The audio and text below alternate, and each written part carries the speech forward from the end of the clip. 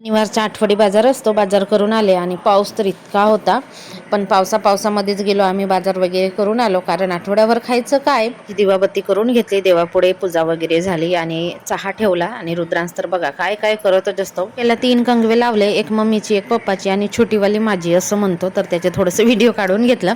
कुंदरूची भाजी केली आणि बाजारातून आणलेली लाल भाजी होती ती स्वच्छ केली आणि त्याची पण भाजी बनवली, म्हणजे 2 भाज्या केला.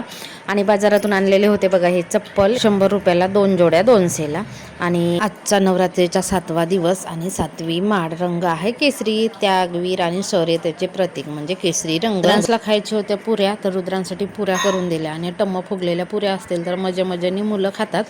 आणि चण्याची उसळ होती त्याच्यासोबत पुऱ्या, खूप छान लागतात. तर तो 2 दिवस झाले पुऱ्या आणि चण्याची उसळ हेच खाऊन राहिला आहे तो. आता पुऱ्या संपले की परत गरम गरम पुऱ्या करून द्यायच्या आणि तो आवडीने खातो. मुलांना त्याच्या आवडीचे पदार्थ वगैरे दिले तर आवडीने खातात.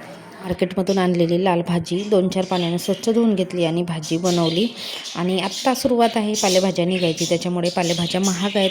मुगाच्या शेंगा आणल्या होत्या बाजारातून, ते पण रुद्रांसला आता भाजून दिलं. गरमागरम खायला छान लागतात आणि ओले होते तर उकळून पण छान लागतात, पण उकडण्यापेक्षा मी त्याला भाजूनच दिलं. आणि थोडेसे होते ते सुकवून घेतले.